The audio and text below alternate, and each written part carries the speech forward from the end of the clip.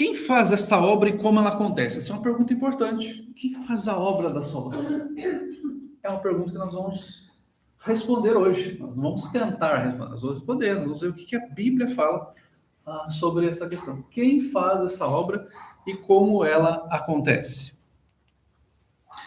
Deus ajuda aqueles que se ajudam. Eu já ouvi essa frase várias vezes. Deus ajuda, mas você tem que se ajudar. Você concorda com essa frase? Não, no sentido espiritual. Deus ajuda quem cedo madruga.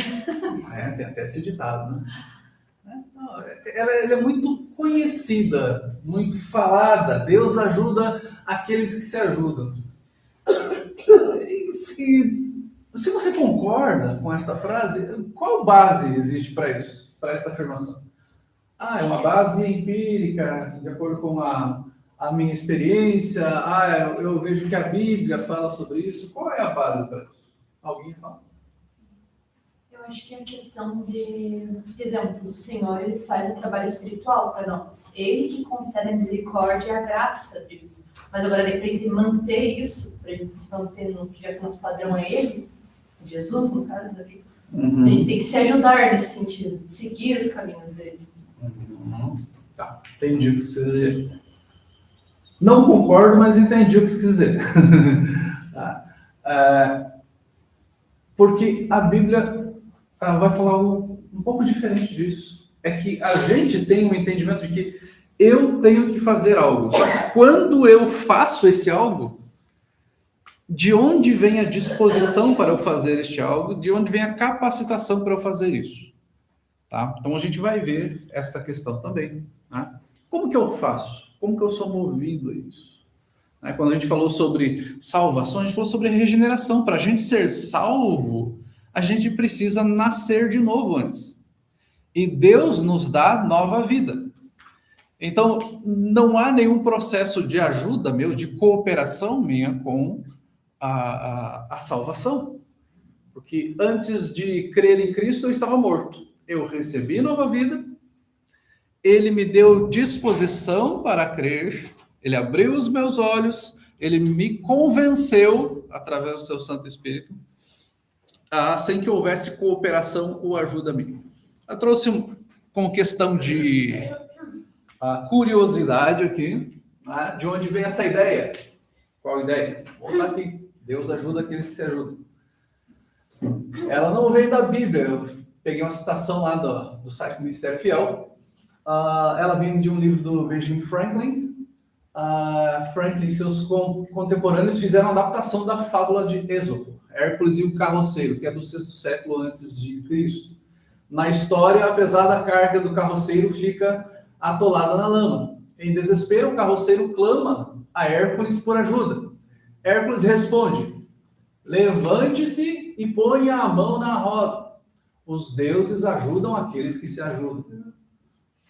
É bem irônico, daí ele faz um comentário, né? É bem irônico que uma fábula politeísta que apele à mitologia grega tenha entrado naquilo que os cristãos pensam que está nas páginas da Escritura. Então, muito do que os cristãos pegam como se fosse um princípio cristão é um princípio pagão, politeísta. Né? Deus faz, mas eu coopero com Ele. Deus faz, mas eu tenho que fazer a minha parte. Eu tenho que fazer a minha parte. E aqui nós não estamos falando de passividade, né? Quando eu falo isso, não quer dizer, então já que Deus faz tudo, então Ele que dá um jeito de pagar meus boletos. Tá? Lembre-se, nós já estudamos aqui, inclusive, sobre soberania de Deus e responsabilidade humana. Nós somos seres responsáveis. Nós estamos falando aqui que não há nenhuma cooperação nossa para a salvação, não há mérito nenhum nosso, nós não fazemos nada para sermos salvos. É o Senhor quem age na nossa vida 100% para que nós creamos. Eu não faço a minha parte. É Deus que me move em todo momento para que eu possa crer nele. Mais um comentário agora de Franklin Ferreira e Alan Myatt na teologia sistemática deles. Eles explicam a ordem da salvação no sentido de que esta resume a ordem por meio da qual os diversos benefícios da salvação alcançados por Cristo são aplicados aos pecadores eleitos. Neste propósito, a Ordo Salutis enfatiza a sequência lógica, não cronológica, dos vários aspectos da salvação, relacionando as várias ações do Espírito Santo na aplicação da obra da redenção. Muitas informações aqui. Então, há um resumo aqui dos benefícios da salvação que Cristo alcançou. Quando ele fala que há uma sequência, é como se nós fôssemos entender o funcionamento de uma máquina. Não, o computador está funcionando. Apenas uma ilustração aqui, senão nós vamos ficar tentando imaginar os pormenores da questão. Como que o computador funcionar? Eu tenho que, se ele estiver sem carga, eu preciso colocar na tomada, e esta tomada vem à luz da concessionária que tem na nossa cidade, passa por aqui, e ele vai mandar a energia aqui, e todos os componentes que tem ali dentro, eles vão começar a mandar informações para que a tela funcione, e esse componente vai fazer isso, e esse componente vai ligar a internet, o modem vai fazer isso. Então, nós vamos explicar a questão da salvação, mas não é... nós vamos falar, o Senhor salva. Não é uma coisa que você vai ficar meses e meses aqui falando, olha, agora é a regeneração, agora é isso, agora é aquilo. O Senhor faz todo este processo, só para a gente entender toda a obra que o Senhor faz. Você vai explicar o funcionamento, explicar o que está acontecendo, o que aconteceu. Então, é quando você vai conhecer o funcionamento de algo. Que até o pessoal brinca. Ok, você explicou, então é apertar o botão e funciona, né? Sim, nesse sentido. Então é aquele que crer será salvo? Sim. Mas para esse crer e ser salvo, você precisa ser o eleito, você precisa ser regenerado, chamado, justificado, santificado. Então, há todo um processo nisso, naquilo que o Senhor faz da sua obra. A ordem da salvação pressupõe comunhão com Cristo, um elo entre o mediador e os eleitos formado na eternidade, no conselho de paz entre o Pai e o Filho. Então, esta ordem da salvação pressupõe comunhão com Cristo. É aqueles que têm comunhão com o Senhor. A expiação e a justificação já estão presentes, objetiva e ativamente, em Cristo, como fruto dessa obra. Então, Cristo morreu e ele, pelos seus méritos, nos declarou justos, e são apropriados pelo crente por meio do Espírito de Cristo. Então, aquilo que Cristo fez, a obra que Cristo fez, nós nos apropriamos por aquilo que ele fez para as nossas vidas. A aplicação da salvação também é obra de Cristo, não nossa. Então, o que Cristo faz para que sejamos salvos é obra dele, não tem. Eu fiz. Não, foi o Senhor. A soteriologia, ou doutrina da salvação, também deve ser interpretada teologicamente como obra de Deus, Pai, Filho e Espírito Santo. Então, aqui já falando sobre a obra da salvação.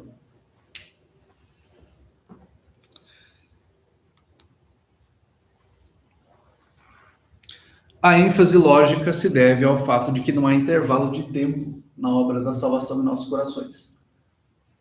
Então não há intervalo de tempo, mas falar, não, agora aconteceu isso, daqui a 6 meses vai acontecer isso outro. Agora eu fui justificado. 6 meses depois você está uma obra completa.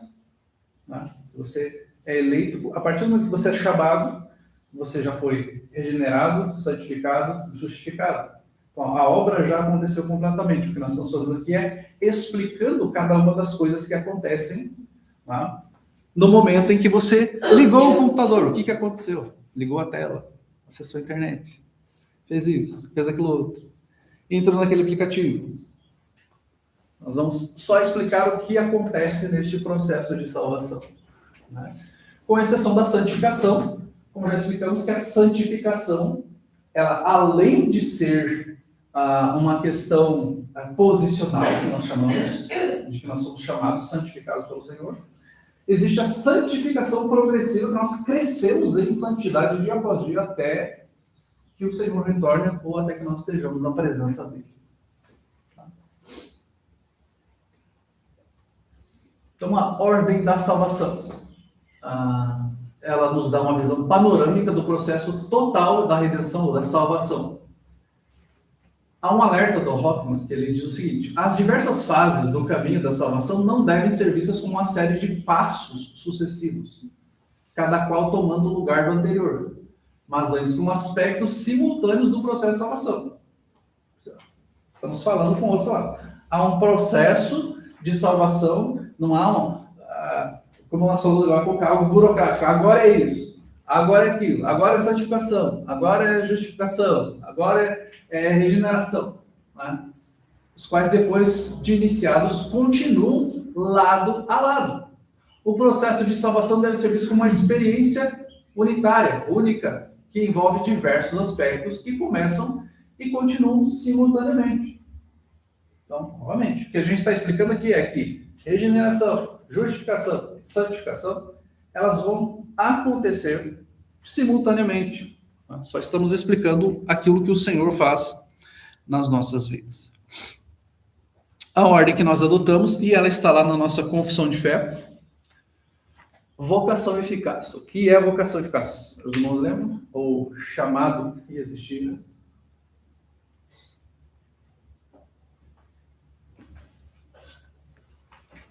Chamado eficaz? É quando por meio do evangelho a pessoa crê em Cristo. Isso. Então ela é O chamada. evangelho que para um não faz efeito, para outro fez. Exato. Então, aquilo que é chamado de graça irresistível, vocação eficaz, acontece no momento em que nós ouvimos a mensagem e cremos. Quando o Senhor nos regenera, quando nós nascemos de novo, nós entendemos a mensagem. Nós ouvimos a palavra de Deus, nós ouvimos um versículo, uma pregação, lemos um folheto, ouvimos algo na rádio, vemos alguma coisa na internet, entendi. Eu creio em Cristo. Então, neste processo onde eu sou chamado e regenerado, nós somos declarados justos. Justificação é, nós somos declarados justos pelos méritos de Cristo. Que Cristo, aquilo que ele fez na cruz, fez para nos declarar justos. Nós vamos ver os versículos no próximo slide. Tá? Nós somos adotados pelo Senhor, adoção. Nós somos declarados filhos de Deus por adoção, com todos os direitos de filhos. Nós somos santificados. Santificados é separados por Deus. Então, nós somos declarados santos no sentido de santificados pelo Senhor. Nós temos a fé, o Senhor nos concede fé salvadora, nos concede arrependimento para a vida e nos concede perseverança para permanecermos até o fim. Agora vamos aos textos. Como essa obra de Deus acontece? Chamado de Deus, 2 Timóteo, capítulo 1, versículos 8 e 9. Vamos lá.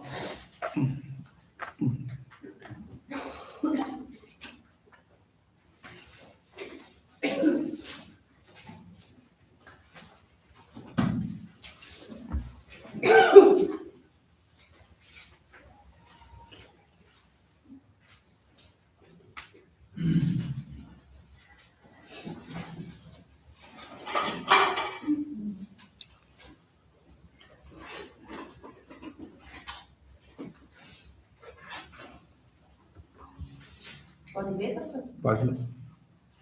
Portanto, não me envergonhes do testemunho do nosso Senhor, nem de mim, que sou prisioneiro seu. Antes participa das aflições do Evangelho segundo o poder de Deus.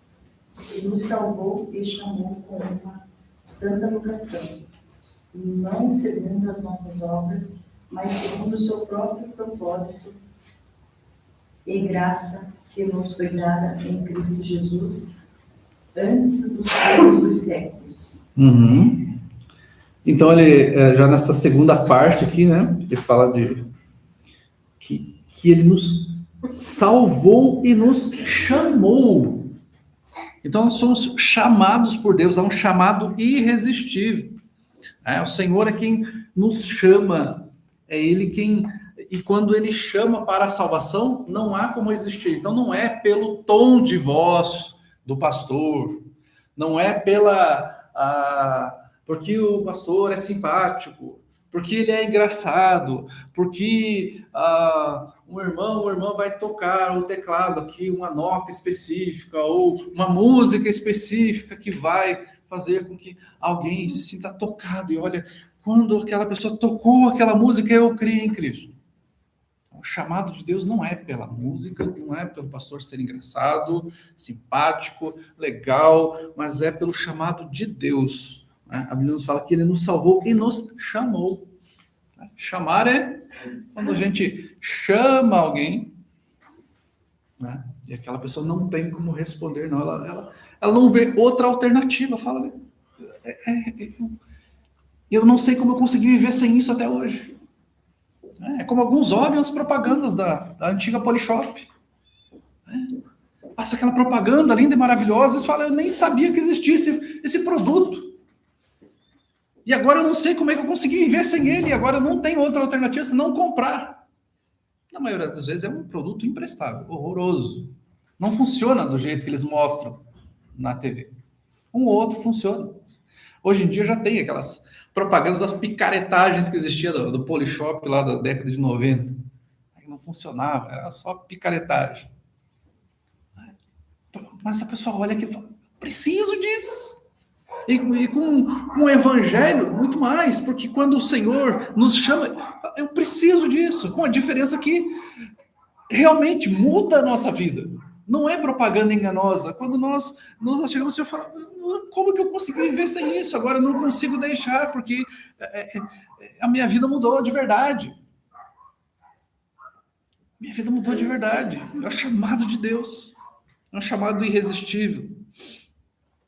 Nós somos declarados justos pelos méritos de Cristo. Ou seja, não há nada que você ou eu possamos fazer para alcançar essa justiça.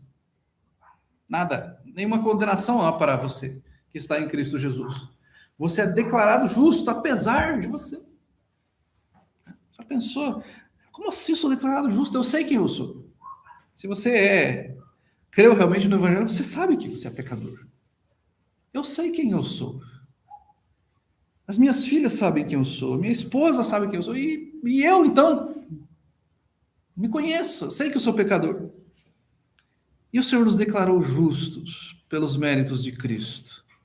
Não foi nada que você fez para alcançar isso. Isaías 53, 11, texto bastante conhecido. Isaías, capítulo 53, versículo 11, diz assim: Ele verá o fruto do penoso trabalho de sua alma e ficará satisfeito. O meu servo, o justo, com seu conhecimento justificará a muitos, porque as iniquidades deles levará sobre si. Jesus Cristo, como o texto profético diz, que justificará a muitos. A declaração de justiça é o justo pelos injustos. Ele fez a obra para que nós fôssemos considerados justos, para que a nossa salvação fosse possível. Porque nós não teríamos salvação, esta salvação não seria possível se nós não fôssemos declarados justos. Mas por causa de Cristo, pelos méritos de Cristo, pela obra perfeita de Cristo, nós somos declarados justos. E ainda, segundo aos Coríntios, capítulo 5, versículo 21, nós vemos esta obra substitutiva. Quem pode ler para a gente? Segundo aos Coríntios 5, 21. Aquele que não conheceu o pecado, fez pecado por nós, para que nele fôssemos feitos justiça de Deus. Olha só, a obra substitutiva. O Senhor Jesus não conheceu o pecado. Ele o fez pecado por nós. Ele se fez pecado, ele não se tornou pecador. Ele levou sobre si algo que era nosso e nos deu algo que era dele. Substituição. Ele levou o castigo nosso. O castigo que nós deveríamos sofrer, ele levou. E a sua justiça, a justiça que era dele, ele deu a nós para que esta salvação fosse possível. Vejam, a obra completa dele. Não houve mérito nenhum nosso aqui. Foi algo que nós recebemos. Não tem mérito seu aqui.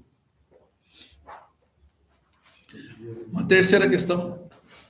Nós somos recebidos, adotados pelo Senhor, tendo todas as liberdades e privilégios dessa condição. Coloquei entre aspas aqui porque é uma frase citada da Confissão de Fé Batista de 1689. Primeiramente, Gálatas 4, versículos 4 e 5. Então, nós somos adotados pelo Senhor. Todos nós temos essa compreensão de adoção. Na adoção não há mérito.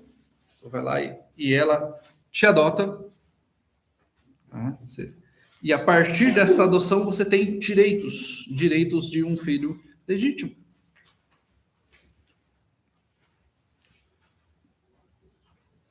Gálatas 4, versículos 4 e 5, quem encontrar pode ler. Mas quando chegou a plenitude do tempo, Deus enviou o seu filho, nascido de mulher, nascido sob a lei, para resgatar o que estavam sob a lei, a fim de que recebêssemos a adoção de filhos. Então, nós somos resgatados e adotados. Nós estávamos à mercê, estávamos condenados. Ele fala, nós fomos adotados.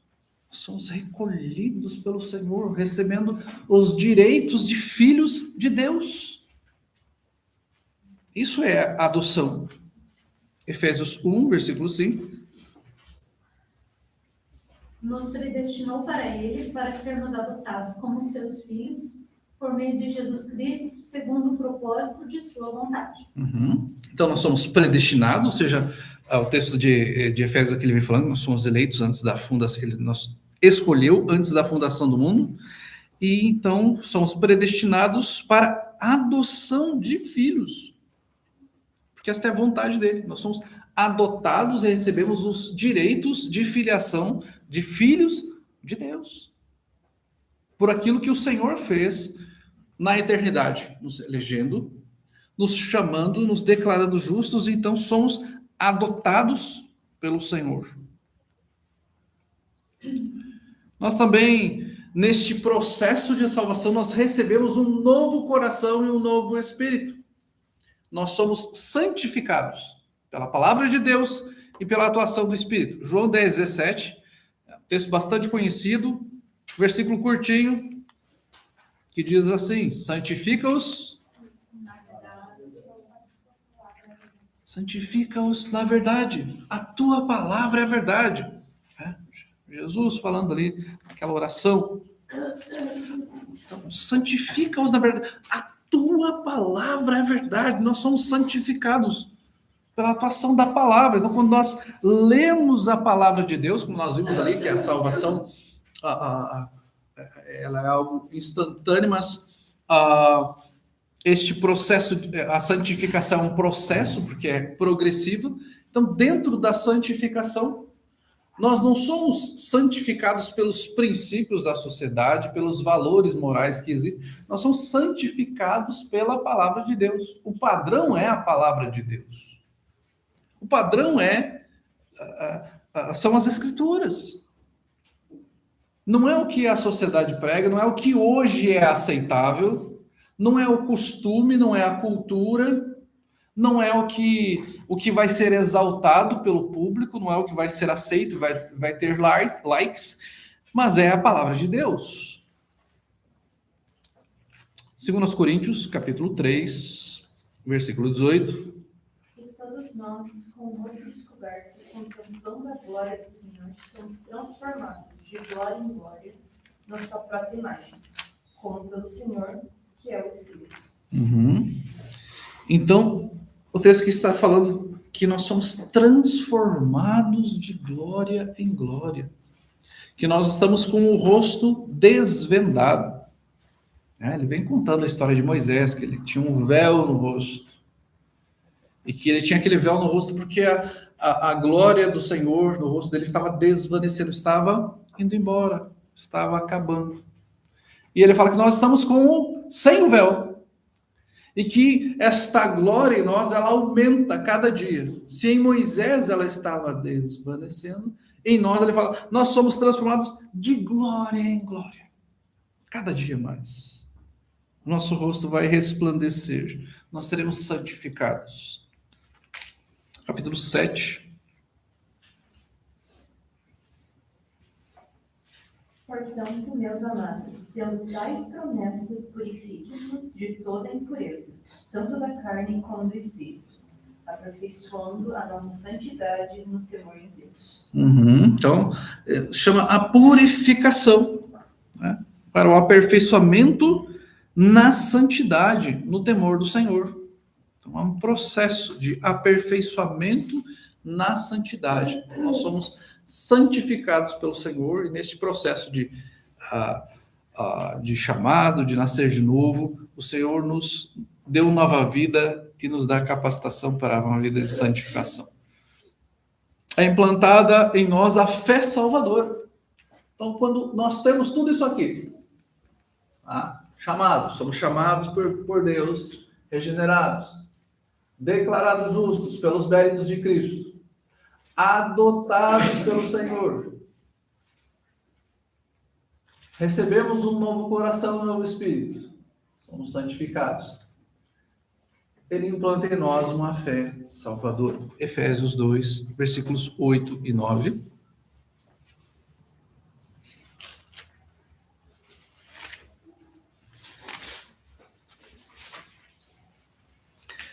Porque pela graça sois salvos mediante a fé. E isso não vem de vós, é dom de Deus, não de obras para que ninguém se glorie. Então, nós somos salvos pela graça de Deus, mediante a fé. E Deus diz, isso não vem de vós, é dom de Deus.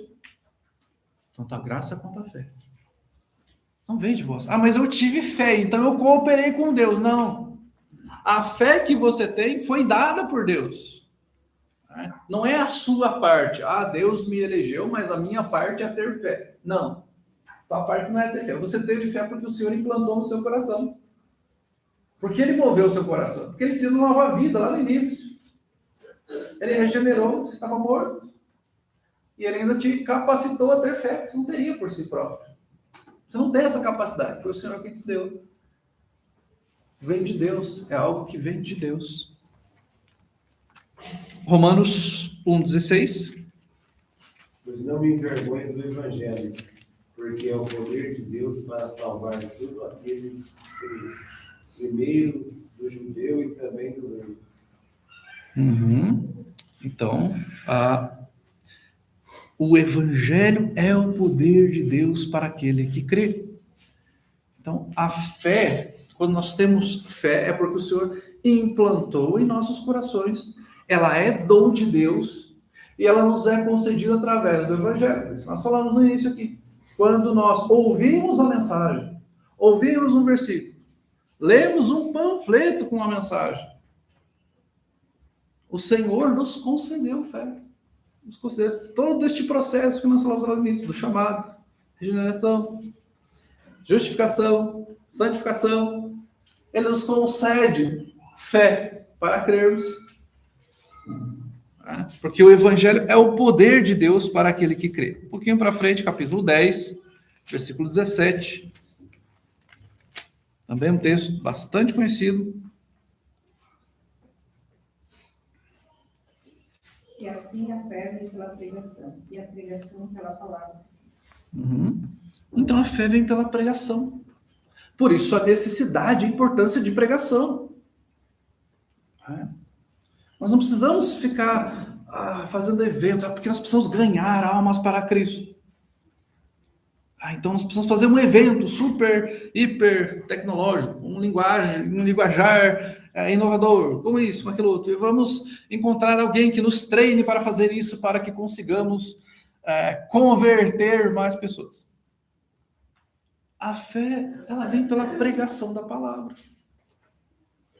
o Senhor concede fé àqueles que ouvem a palavra. A pessoa não vai crer porque ela veio num ambiente agradável, porque a música é boa. Não, a verdadeira conversão não acontece por causa disso. A verdadeira conversão acontece porque a pessoa ouviu a palavra. E muitas vezes essa pessoa vai crer e ela vai estar em algum lugar, às vezes até insalubre, ouvindo essa mensagem. Tá? Ou um lugar sem teto. E ela vai voltar dia após dia ali para ouvir a mensagem. Ela crê no Evangelho. Igual o texto que leu semana passada, né, de Lídia, falou perto da hora, nós fomos retirando para orar e o Senhor abriu o coração de Lídia, né, para entender isso daí. Sim. Eu lembrei de Paulo e Silas na prisão. Não sei se era Paulo e Silas. Eles estavam pregando na prisão e daí deu um terremoto e eles não, os outros presos não fugiram porque eles Sim. tinham crido, né? Uhum. E eles foram lá, o carcereiro creu, e os da sua casa também. Era Paulo e Silas. Uhum. Sim. Então, a pregação, ela vem pela palavra. Porque o Evangelho, ele é o poder de Deus. Então, a fé vem pela pregação e a pregação pela palavra de Cristo. É Ele que nos concede arrependimento para a vida. Nós falamos da fé salvadora, agora arrependimento para a vida. Todos estes conceitos e termos estão na nossa confissão de fé nesta sequência. Tito, capítulo 3, versículos 3 ao 5.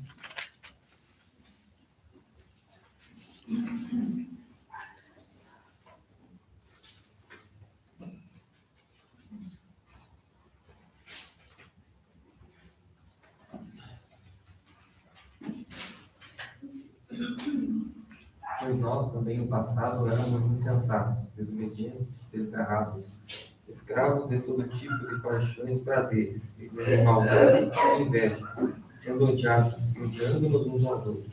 Mas quando se manifestou a bondade de Deus, nosso Salvador, e o seu amor por todos, ele nos salvou, não por obras de justiça praticadas por nós, mas segundo a sua misericórdia, ele nos salvou mediante o lavar regenerador e renovador do Espírito Santo. Veja só. A questão do arrependimento. Olha, ele vai citando algumas coisas. Nós éramos isso, nós éramos nécios, desobedientes, escravos de toda sorte, de pecados, de prazeres. A pessoa tem consciência disso. Fala, olha o que eu era. Olha o que eu era. Olha o que acontecia na minha vida. Porque aquele que não se arrependeu, ele não fica, eu era assim. Não tá nem aí. Ele continua na mesma vida. E aqui ele fala, nós éramos outrora, não somos mais.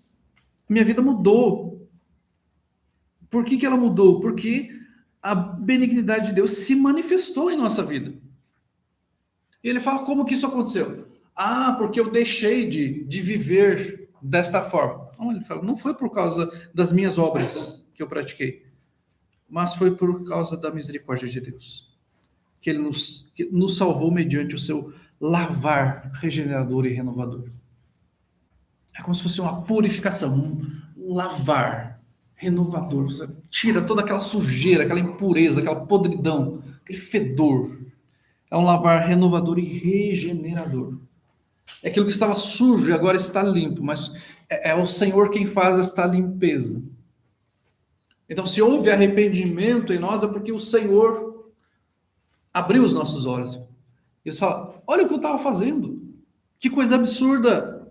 Olha a forma como eu vivia, como eu falava, como eu me comportava, os princípios que eu tinha. Quando você percebe isso, quando você começa a ter discernimento dessas coisas, é porque houve um trabalho no seu coração, pelo Espírito Santo de Deus. Ele muda a sua vida, ele muda o seu caráter, ele muda os seus princípios, os seus valores, as suas prioridades, a sua forma de ver o mundo, a sua forma de encarar a sua família, de tratar o seu cônjuge, de administrar os seus bens, de como tratar o seu próximo. Ele muda completamente.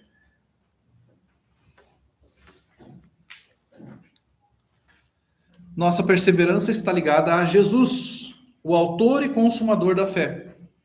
Hebreus capítulo 12, versículo 2.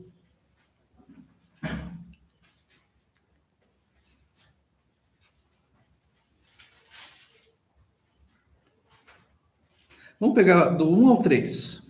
Nós pegamos todo o pensamento aqui do autor aos Hebreus. Portanto, uma vez que estamos rodeados de tão grande multidão de testemunhas, livremos-nos de todo o peso que nos torna vagarosos do pecado, que nos atrapalha, e corramos com perseverança a corrida que foi posta diante de nós.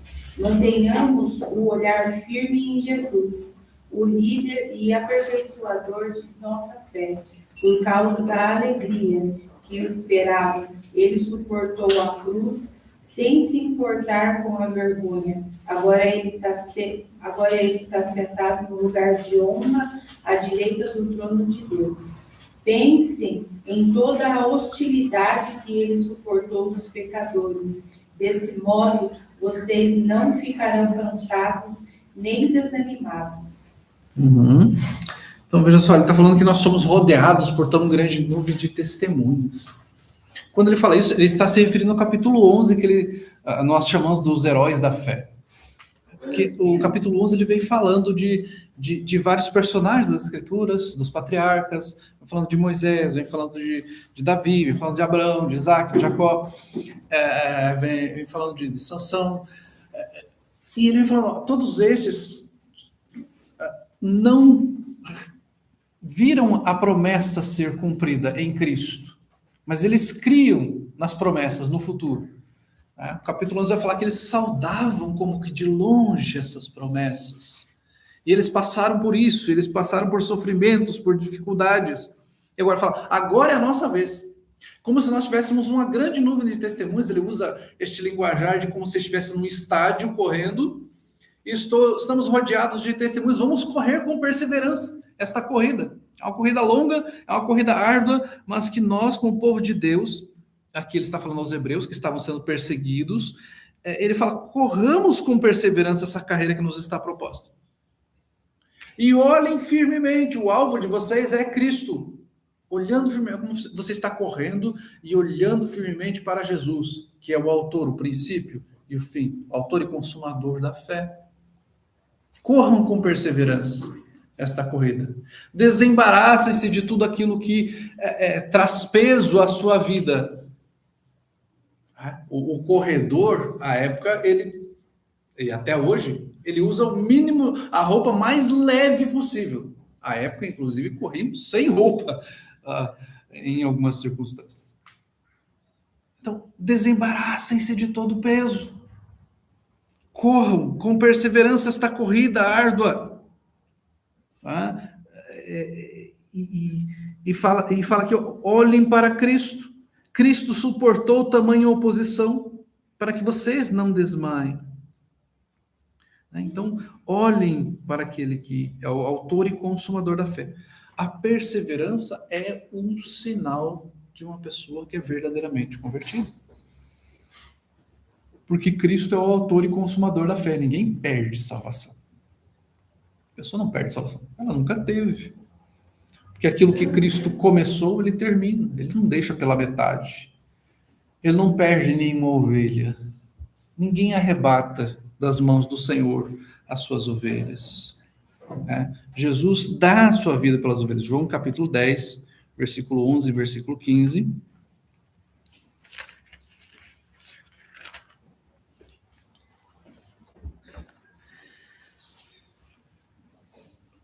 Eu sou o bom pastor dá a vida pelas ovelhas. E o versículo 15. Assim como o Pai me conhece a mim, eu conheço o Pai e dou a minha vida pelas ovelhas.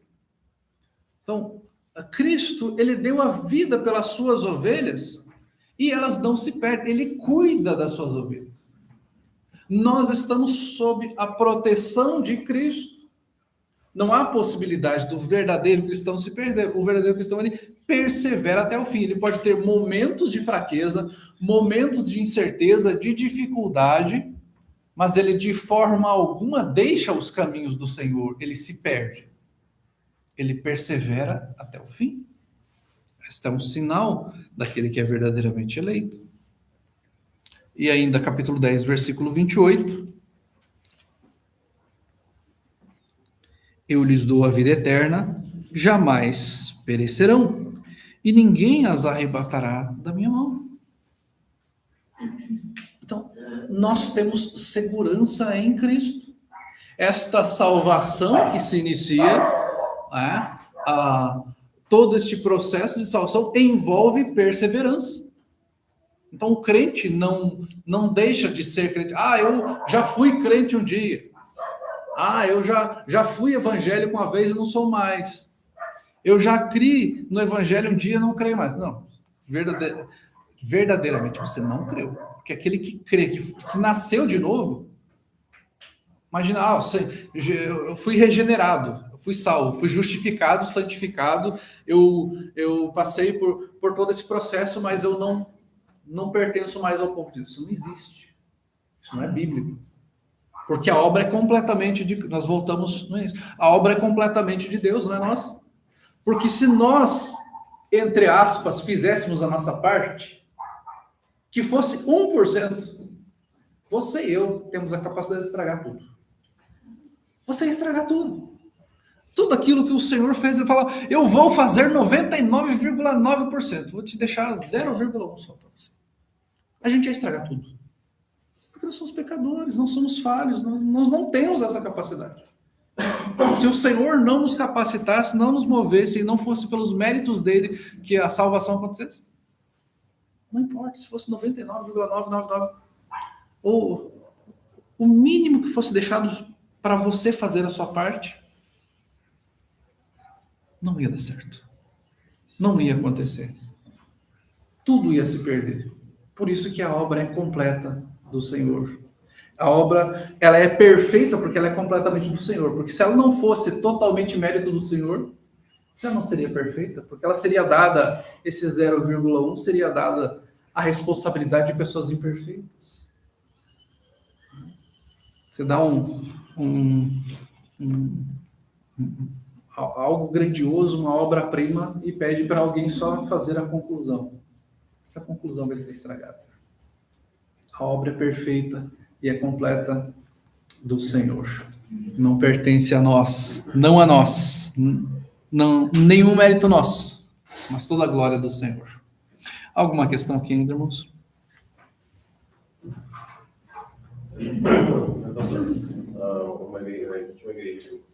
Uma igreja, né?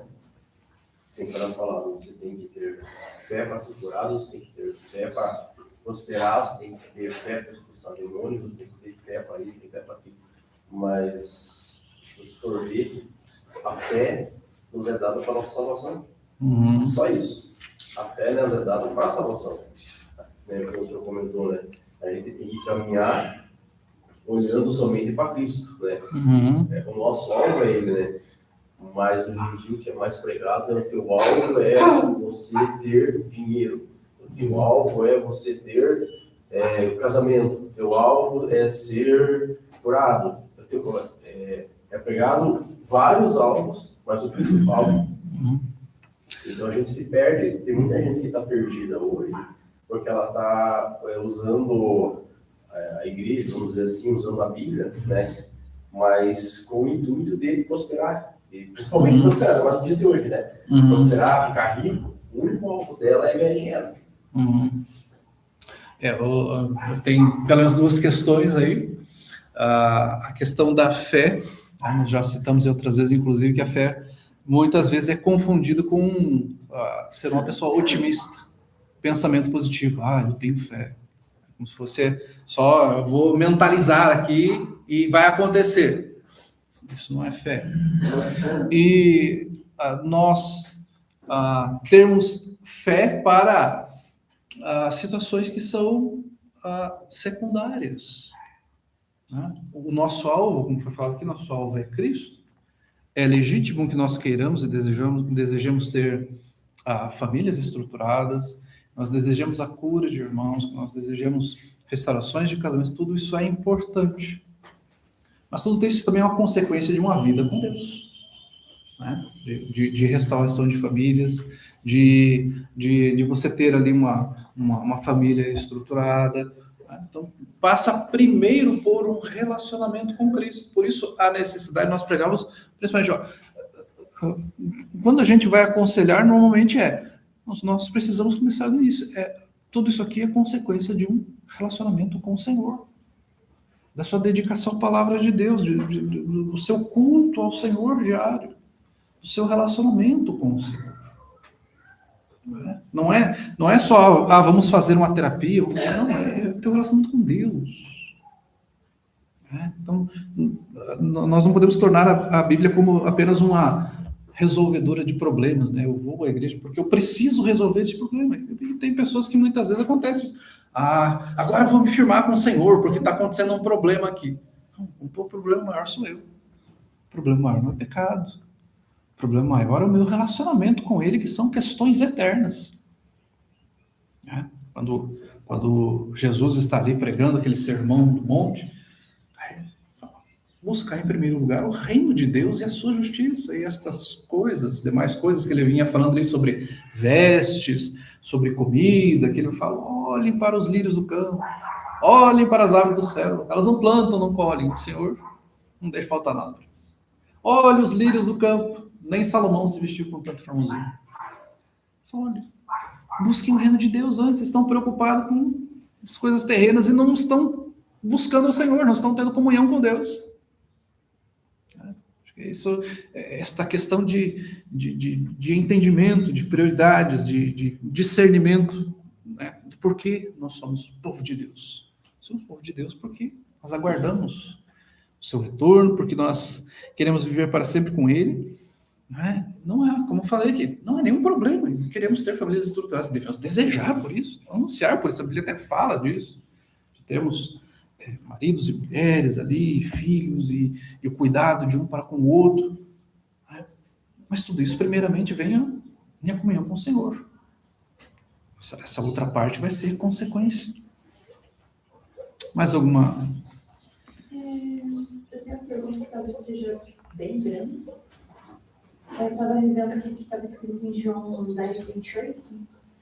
Minha pergunta seria sobre se Deus já tem seus eleitos desde o início dos tempos, e Ele tem todo o poder para transformar a vida de alguém e fazer com que essa pessoa siga seus caminhos, por que Ele já não faz isso com todos? Nós já falamos isso em outras oportunidades, sobre eleição. A eleição, ela demonstra a graça de Deus, de Ele poder escolher quem Ele quer.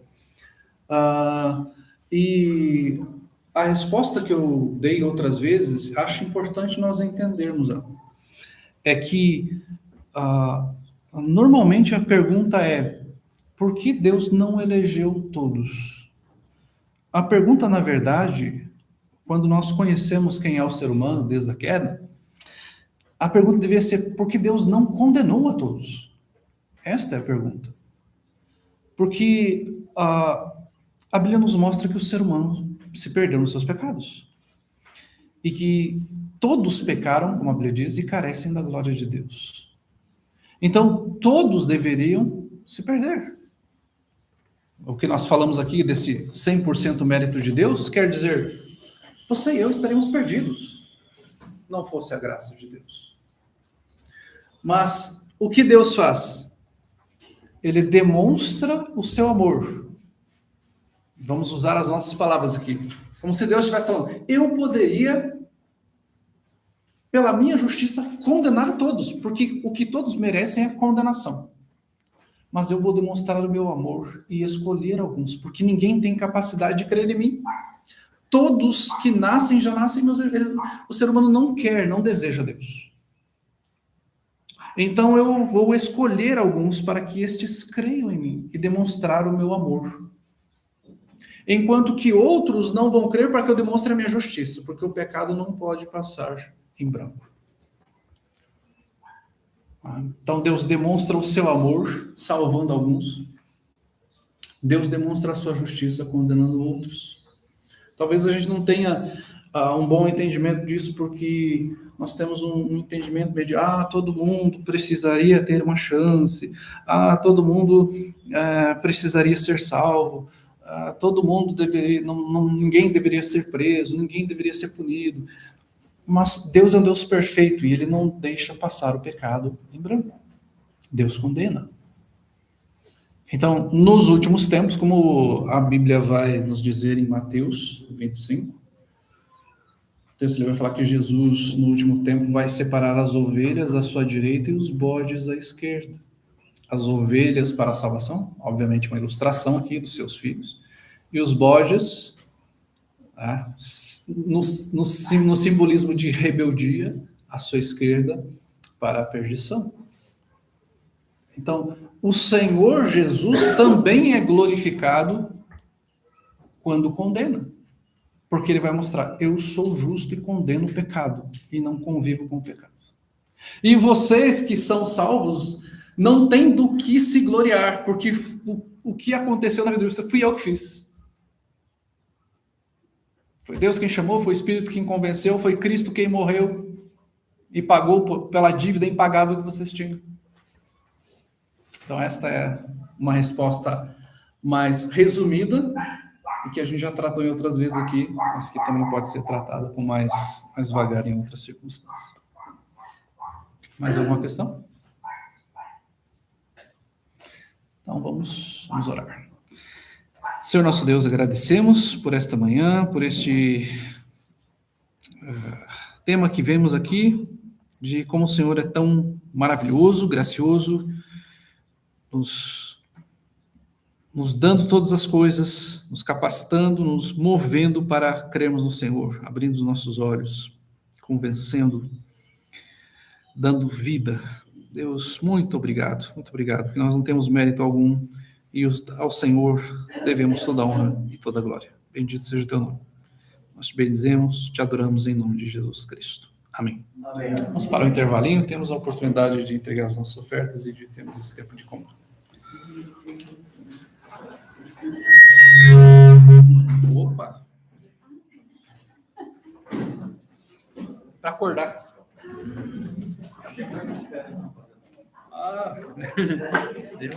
Agora.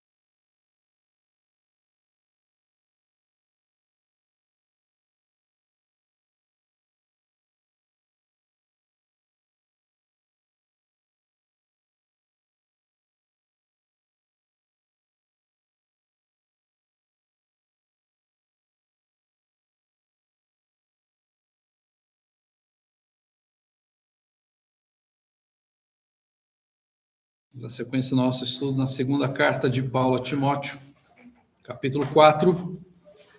Hoje vamos ver versículos 9 ao 12.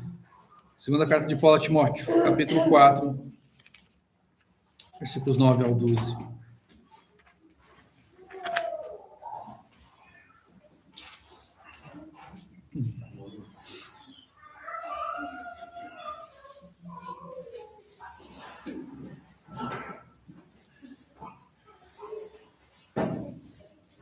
Segundo Timóteo, capítulo 4, versículos 9 ao 12.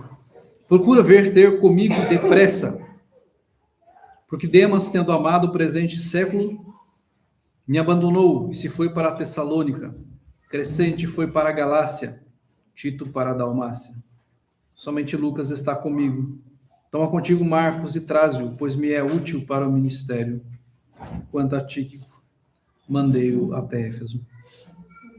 Senhor nosso Deus, abençoa, Deus, este momento, a leitura, interpretação e aplicação da Tua palavra. Que o Teu nome seja honrado e glorificado neste momento. Em nome de Jesus Cristo. Amém.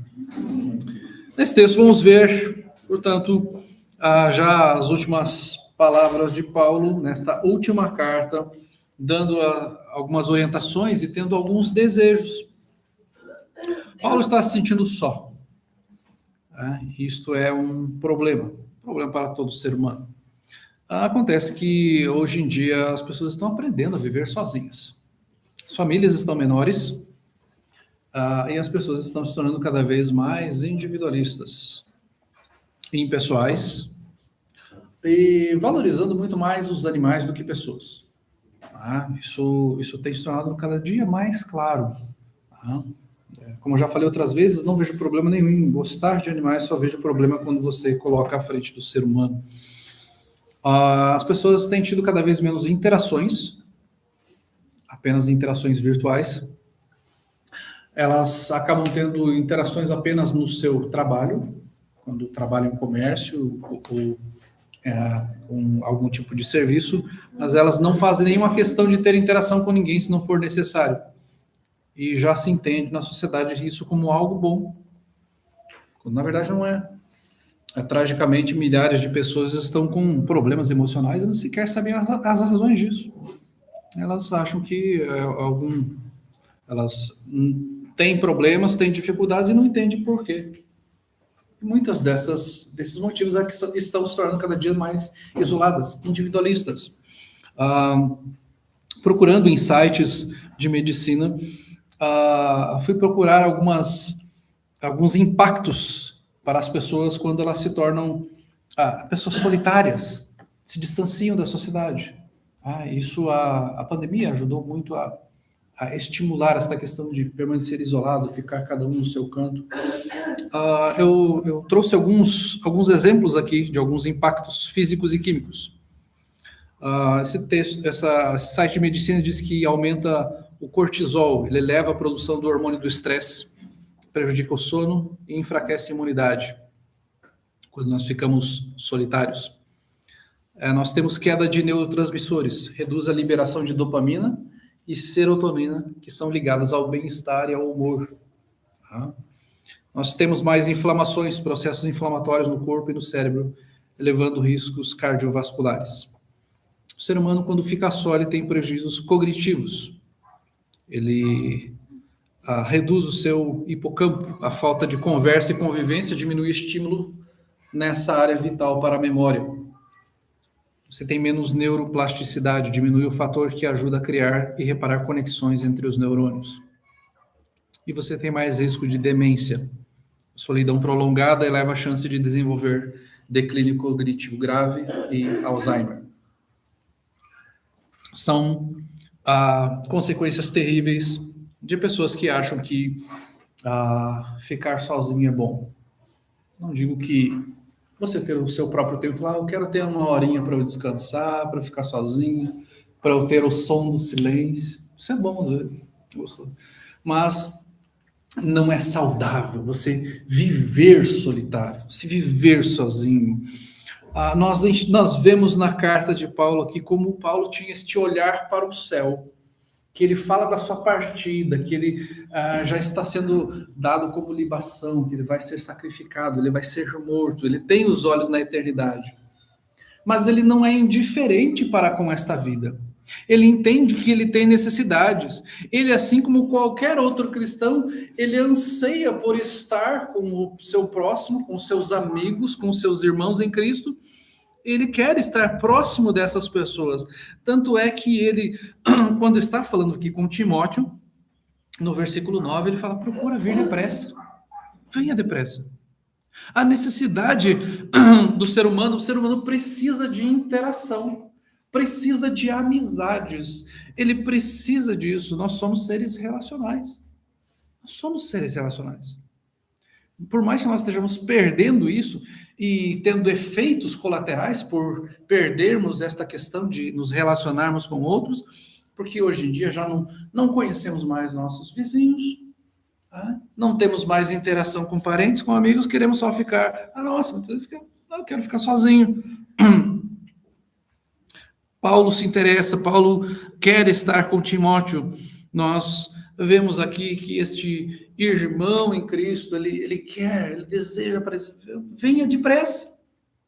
Eu preciso de companhia, eu preciso estar com alguém, eu preciso estar com alguém que é agradável a mim. Paulo tratava Timóteo como filho na fé, como aquele que foi gerado na fé por ele. Ele quer estar próximo dele, ele quer orar, ele quer ensinar, ele quer estar junto. É bom estar junto. É bom estar com família, é bom estar com amigos, é bom estar com irmãos em Cristo. Nós não fomos feitos para ficarmos a sós por muito tempo. Quando você é pequeno e o pai fala para você que você está de castigo, que você vai ficar sozinho, que você não vai poder brincar com seus amiguinhos, isso é trágico, isso é ruim. Pelo menos para as crianças da minha geração, isso é um castigo terrível. Como assim? Não vou poder sair e jogar bola com os meus colegas ali fora? Como assim? Eu não vou poder andar de carro de rolimã hoje? Não vou poder chutar aquela bola? Não vou poder descer no esgoto com eles? Tem que ficar dentro de casa, é chato. Só que hoje nós estamos condicionando crianças a achar que isso é bom. Fique aqui na frente dessa tela o dia inteiro. É bom. A criança fica cheia de coisas na cabeça dela. Ela não tem mais contato, ela não tem mais interação. O cara que está na prisão lá, já está preso, está ruim, e ele apronta, uma manda ele para solitário, vai ficar sozinho. Isso é castigo, gente. Ele não fala, que legal, vai ficar sozinho. Mesmo ele estando numa cela, às vezes, superlotada, é mais castigo para ele ficar sozinho do que numa cela superlotada. Ele não ouve o som de nada, ele está sozinho. Ele não tem interação com nada, com ninguém. Se vê coisas de realities, assim, de pessoas que ficam sozinhas, elas começam a pirar, elas começam a ter problemas. Tem gente que surta, doida, não consegue ficar sozinho, começa a falar sozinho. Tem um filme chamado Eu Sou a Lenda, do Will Smith, que ele fica sozinho, né? Todo mundo morre, tem uma praga lá, tem um filme interessante até. E ele conversa com o cachorro, daí ele vai numa locadora, tem uma modelo lá, né, um boneco, ele começa a interagir com o boneco, vou levar esse filme hoje e tal. Ele precisa interagir, ele não tem ninguém para não surtar, para não pirar. Paulo, ele está acompanhado, mas ele só está acompanhado de soldados romanos que ficavam na prisão com ele, guardando, e ele está prestes a morrer, mas ele precisa de estar na presença de irmãos, daquele filho na fé. A solidão, ela é algo devastador. Paulo vai dar algumas razões pelas quais ele está solitário. Primeiramente, ele está triste pela solidão, porque dessas pessoas o abandonou, porque se tornou um apóstata. Alguém que renegou a fé em Cristo. Ele fala aqui no versículo 10, porque Demas, tendo amado o presente século, me abandonou e se foi para Tessalônica. Este homem que era um amigo do apóstolo Paulo se torna um inimigo, um apóstata. Não é um desviado, ele é um não crente. Ele se parecia com crente, mas não era um verdadeiro crente. Ele abandonou a fé, ele abandonou tudo, ele amou o presente século. Ele havia sido um cooperador de Paulo, como lá em Colossenses capítulo 4, vai nos mostrar que ele era um cooperador de Paulo. Filemão, versículo 24 também fala isso, que Demas estava com ele, mas ele amou o presente século. O texto não nos fala o que quer dizer com esse amor o presente século. Podem ser várias coisas, como podem ser várias coisas hoje de pessoas que já foram cooperadores, líderes e se tornaram apóstatas. Eu tenho conhecidos colegas, inclusive colegas de seminário, que abandonaram a fé, que negam até a existência de Deus. E aí tem N motivos. É a necessidade, a fascinação pelas coisas da vida. Eu quero ter isso aqui é muito mais proveitoso para mim, é muito mais prazeroso eu viver desse jeito do que servir a Cristo. Eu não quero ser reprovado pelas pessoas que hoje têm redes sociais, então eu quero viver de outro jeito e eu quero receber muitos likes, muitas aprovações. Tive uma decepção com o ministério e agora eu abandonei tudo, eu não quero nem saber de Deus. Isso é uma atitude de uma pessoa que nunca foi crente, na verdade. Uma apóstolo não foi crente, como nós falamos no primeiro momento ali sobre perseverança. As falsas doutrinas, que estavam ali com os falsos mestres. Estavam enredando pessoas, e de repente ele ouve os falsos mestres e ele concorda com os falsos mestres. De combatente a falsas doutrinas, ele passa a interagir e proclamar falsas doutrinas. Então, este amar o presente século pode ser várias coisas, como pode ser hoje para as pessoas. Ela deixou o evangelho porque ela queria viver na devassidão sexual, porque ele não concordava com aquele tipo de princípio. Porque ele se decepcionou com o pastor, se decepcionou com algum irmão, então ele não quis mais saber de Deus. Tem várias histórias assim. Essa pessoa... ela viu a hipocrisia de algumas pessoas dentro da igreja, ela nunca mais quis saber do evangelho, como se o nosso padrão de piedade estivesse no ser humano pecador e não na palavra de Deus, em Cristo. Então, há esta tristeza de Paulo pela apostasia de alguém que esteve junto com ele no ministério. E ele fala, eu estou só, veio depressa porque Deus foi embora. Deus me abandonou. Deus renegou a fé. Eu estou aqui praticamente sozinho. Então a necessidade que nós vemos de ensinarmos com fidelidade, de sermos zelosos do ministério e não sermos como Demas, que começou bem a corrida, cooperador do apóstolo Paulo e renegou o evangelho. Deixou o evangelho, amou mais esta vida, amou mais os cuidados deste mundo, como diz lá em Mateus 13, aquele solo, a fascinação com as riquezas. E deixou, não foi frutífero, não cresceu, foi abafado. Ame a Cristo, ame a sua palavra, não procure reconhecimento. Deseje o Salvador, deseje servir a Cristo. Deseje ver o nome de Cristo ser glorificado. Não seja como Demas de amar o presente século. As coisas, as ofertas deste mundo, dessa vida, que são temporais, pequenas, fúteis. Não nos trazem satisfação, não nos trazem preenchimento. Demas era este homem e Paulo se entristece com isso. Por isso ele fala, venha Timóteo, eu preciso de você. Porque eu tive uma tristeza imensa com alguém que serviu comigo, mas renegou a fé. E aí ele vai falar de outras pessoas, e aqui já a dor da saudade. Não porque eles tivessem abandonado a fé, mas ele cita pessoas que por necessidade foram para outros locais.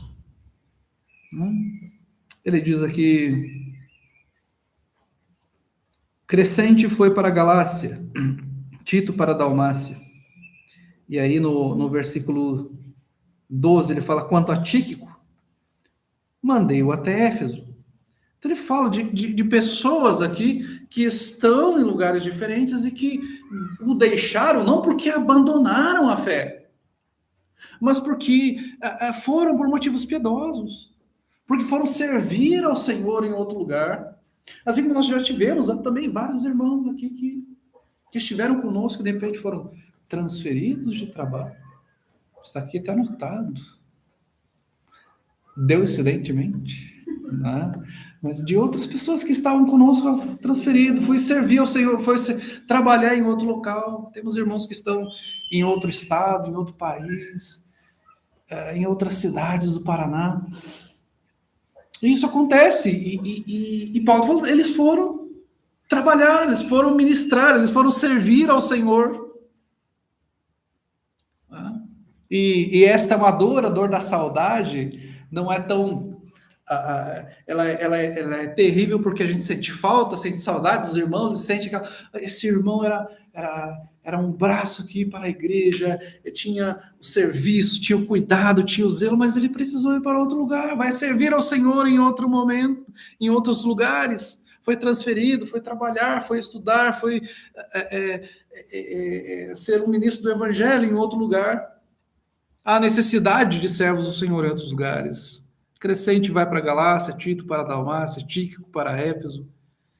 E há esta necessidade. Então Paulo fala, olha, além dos apóstolos aqui, eu tenho saudade de outros irmãos e eles não podem estar comigo porque eles estão servindo. E nesse caso nós oramos pelos nossos irmãos que vão, para que sejam frutíferos, para que sejam fiéis onde quer que estejam, para que continuem sendo como Tito, Tíquico, Crescente, que sejam estes, que onde quer que estejam, sirvam ao Senhor, continuem levando o Evangelho, esta mensagem. Não sabia até hoje, mas esta oração vai para os nossos irmãos que estão se transferindo daqui a algum tempo, né? Com um misto de alegria e tristeza ao mesmo tempo no coração. Né? Então Paulo está sentindo isso, fala, venha, porque eu precisei enviar os irmãos para servir em outros lugares, eu preciso de você. Também há outros motivos aqui, fala aqui que Paulo está se sentindo solitário, mas ele faz uma ressalva. Ele fala de alguém que está com ele. Ele fala aqui, somente Lucas está comigo. Somente Lucas está comigo. Lucas era o médico amado, né, que a Bíblia chama. Lucas era aquele amigo que está sempre por perto. Aquele que fazia parte da vida de Paulo, aquele que estava ali em todo momento. Ele esteve com Paulo em suas viagens, lá Atos capítulo 16, versículo 10, vai mostrar que Lucas ele estava com Paulo em suas viagens. Lucas, inclusive, foi o historiador de Paulo, porque foi Lucas quem escreveu Atos. Ele escreveu ali a história, as viagens missionárias do apóstolo Paulo, ele estava junto. Estava junto em todo momento. E é interessante a gente ver que no mesmo lugar onde fala de Lucas, fala de Demas. Quando ele vai fazer as saudações de Lucas, ele também fala de Demas. Então sejamos Lucas e não Demas. Demas era um cooperador até o momento e deixou. Mas agora que Paulo estava preso, prestes a ser martirizado, ele fala, Lucas está comigo. Permanece firme. Não necessitou ir para outros lugares, eu não enviei ele, mas porque ele está aqui comigo, eu preciso dele comigo. Venha você, Timóteo, preciso de você também, mas eu só estou com o Lucas aqui. Venha para que estejamos juntos. Venha me auxiliar. Então Lucas era este grande amigo, o amigo de toda hora, o amigo que está junto em todo momento, nas alegrias, nas tristezas, nos desafios, nas perseguições, em todas as lutas, Lucas está com ele. Ele fala de um outro caso aqui também, fala de Marcos. Toma contigo Marcos e traze-o, pois me é útil para o ministério. O Marcos aqui era uma pessoa que havia decepcionado o apóstolo Paulo. E certamente você já se decepcionou com alguém. Alguém que você confiava muito. De repente você se decepcionou com essa pessoa. No momento em que você mais precisava dessa pessoa, ela te decepcionou. Foi isso que aconteceu entre Paulo e Marcos. Marcos abandonou o apóstolo Paulo em uma das suas viagens missionárias. Isso está lá em Atos capítulo 13. Vai falar que Marcos simplesmente, a hora que estava viajando, ele voltou para casa. Ele abandonou. E não quis mais continuar a viagem missionária. O que acontece logo depois, quando Paulo volta para fazer uma outra viagem? Barnabé chega lá e fala: vamos levar Marcos de novo? Paulo fala: de jeito nenhum. Abram lá em Atos capítulo 15, versículos 36 ao 41. Atos capítulo 15, versículos 36 ao 41.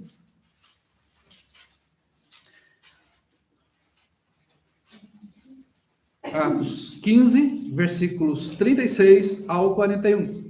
Alguns dias depois, disse Paulo a Barnabé: voltemos agora para visitar os irmãos por todas as cidades nas quais anunciamos a palavra do Senhor, para ver como passam. E Barnabé queria levar também a João, chamado Marcos.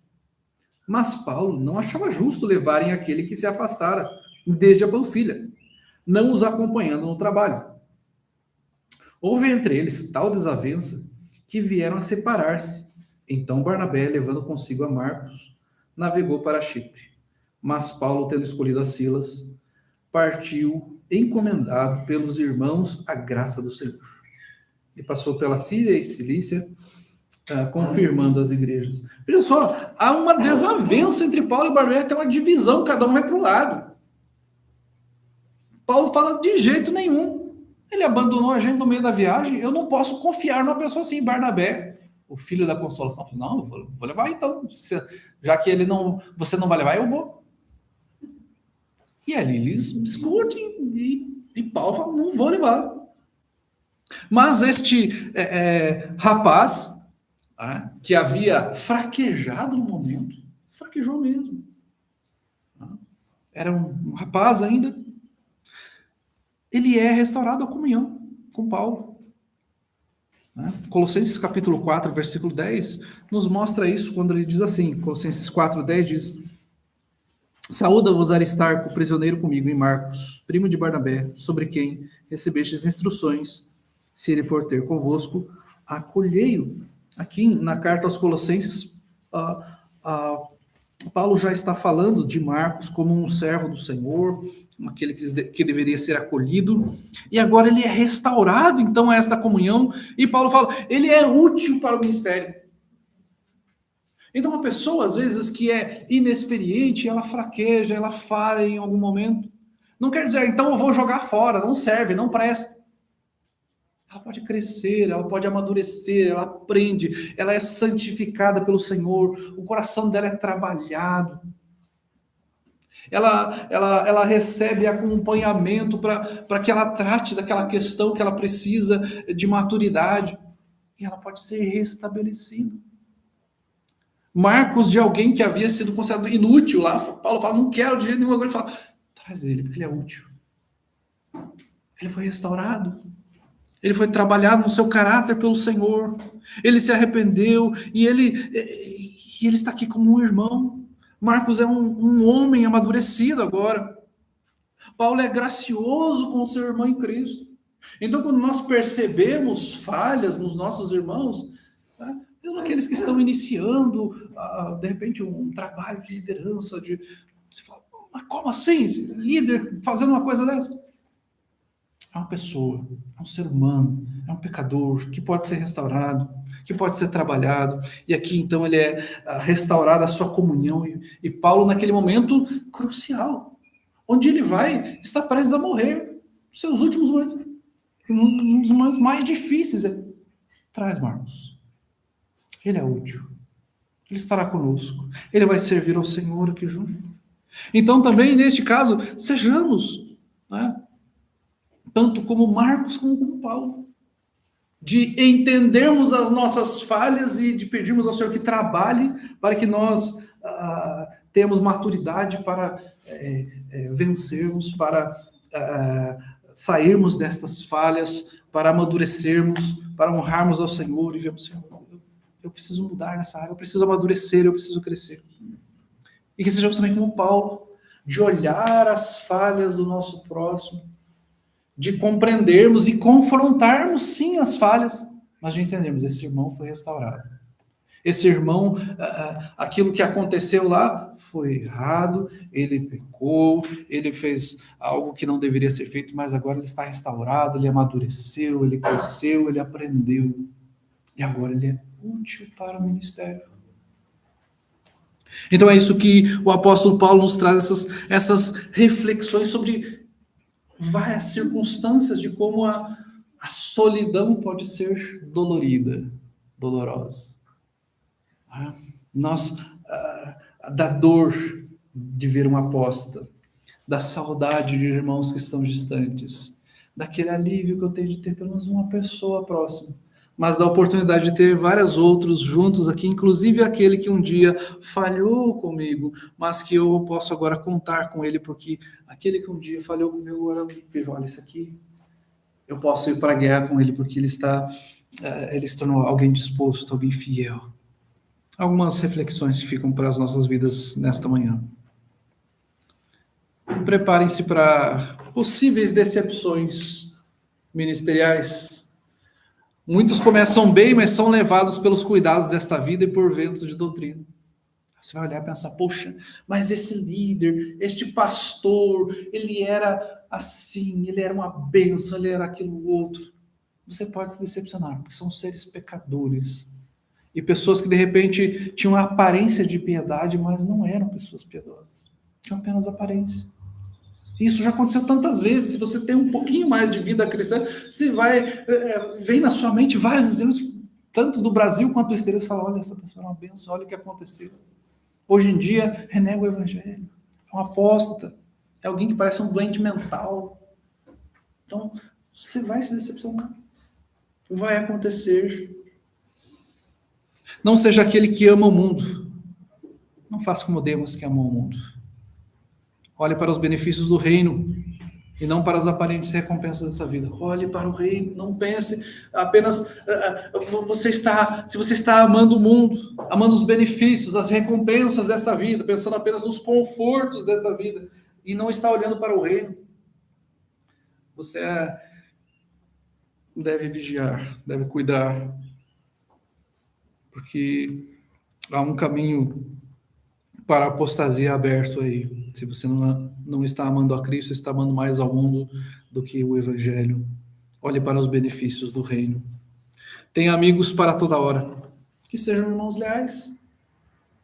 Preparados para as lutas do ministério. As lutas do ministério vão acontecer. Tenha amigos. Cerque-se de amigos. Cerque-se de pessoas que você diga, eu posso contar com esta pessoa. Eu posso chamá-lo para orar comigo, para conversar, ou simplesmente para estar comigo no momento que eu estou me sentindo solitário, estou me sentindo triste. Tem amigos assim. Amigos que podem estar juntos em todas as circunstâncias. Procure ter amizades assim. Busque. É importante ter pessoas ao seu redor. Isso é um desafio para todos nós e para mim também como pastor é bem desafiador esta área. Reavalie sua comunhão com Deus, se você não sente falta de interação com irmãos em Cristo. A vida com Deus deve ser reavaliada, sua comunhão. Se você não sente falta de interação, de conversar com pessoas, de convidar pessoas para estar na sua casa ou de estar com os outros irmãos, de estar na igreja em comunhão com os irmãos. Se a vida cristã, nós somos corpo de Cristo. A igreja é o edifício do Senhor, a Bíblia fala.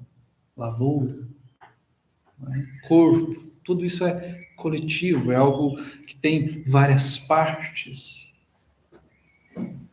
Povo de Deus inclui interação, estar junto. Não só no culto, mas interação, conversar, ir para um parque, orar junto.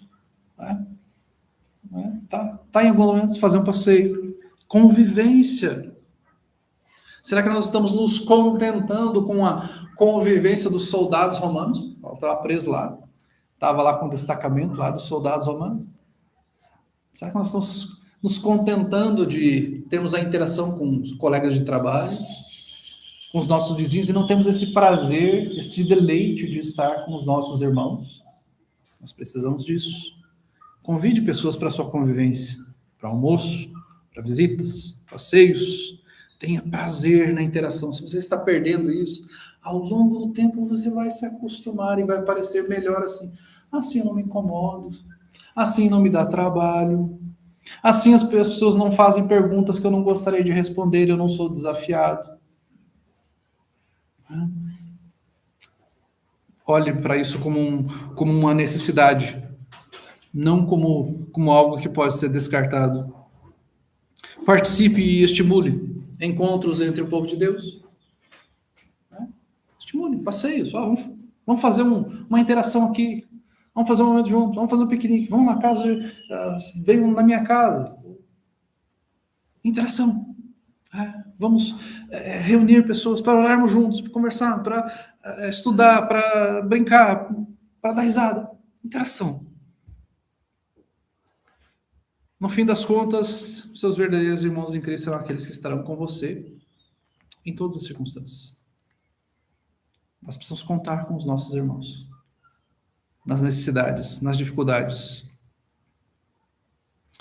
Olhe para Cristo e glorifique Ele pela beleza da restauração, como aconteceu com Marcos. Veja como Ele restaurou Marcos. Perdoe se alguém cometeu alguma falta contra você e creia no poder de Deus para mudar corações. Pense naquilo que Deus fez. Imagine se Tomé fosse considerado um homem imprestável. Eu não vou crer que Jesus ressuscitou, a não ser que ele apareça aqui na minha frente e mostre as suas chagas.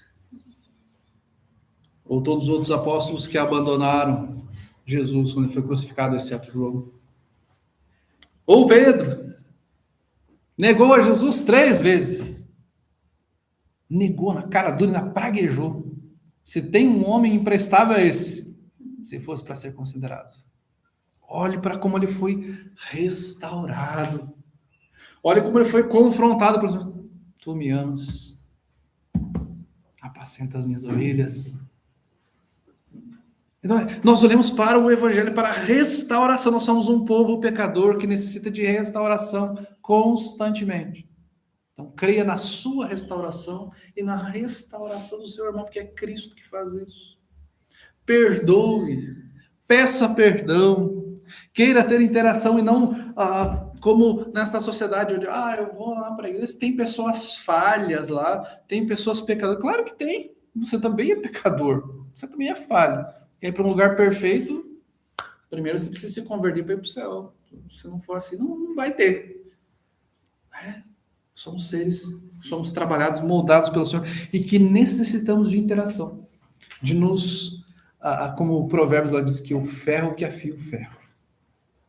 Nós vamos nos amolando, nos afiando, nos desafiando. Você vai lá e repreende o seu irmão, faz isso em amor por alguma falha dele. Aí aquele irmão que está desanimado, você vai e anima, exorta, cuida.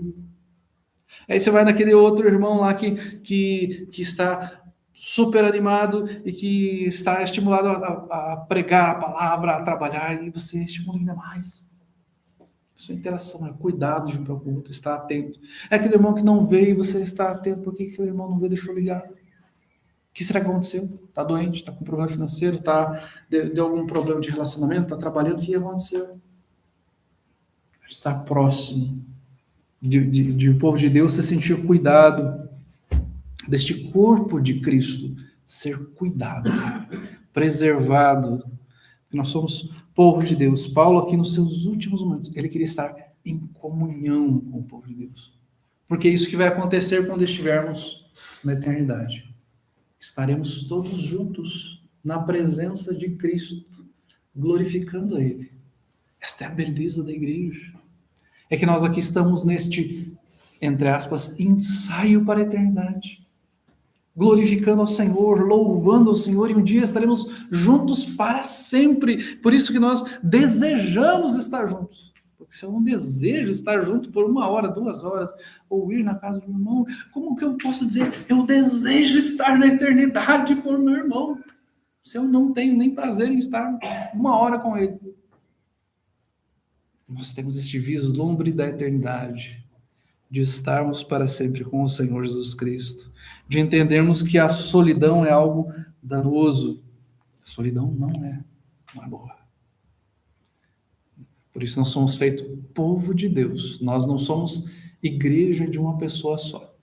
A igreja é povo de Deus. Se reúne, conversa, repreende, exorta, conhece a Cristo, glorifica a Cristo e espera por Ele, pelo seu retorno, para que estejamos todos juntos na glória.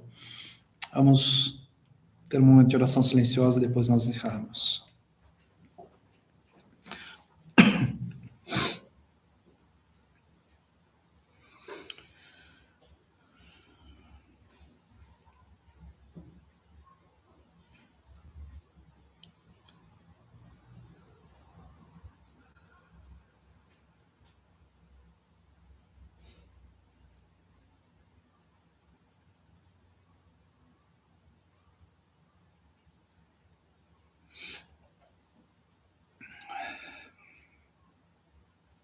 Senhor nosso Deus, bendizemos a Ti por estarmos com Teu povo, a alegria de podermos ter comunhão, de conhecermos pessoas, de crescermos, de edificarmos e sermos edificados pelos nossos irmãos, desafiados, recebemos repreensão, recebemos exortações, ânimo e tantas oportunidades de crescimento.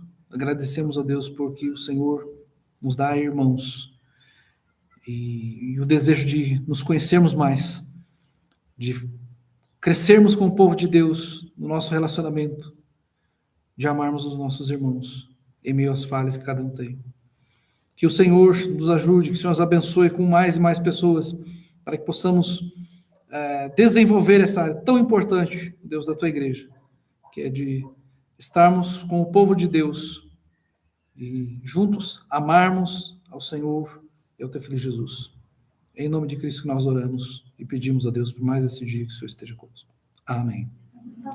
Deus os abençoe e nos conceda uma semana debaixo das bênçãos dele.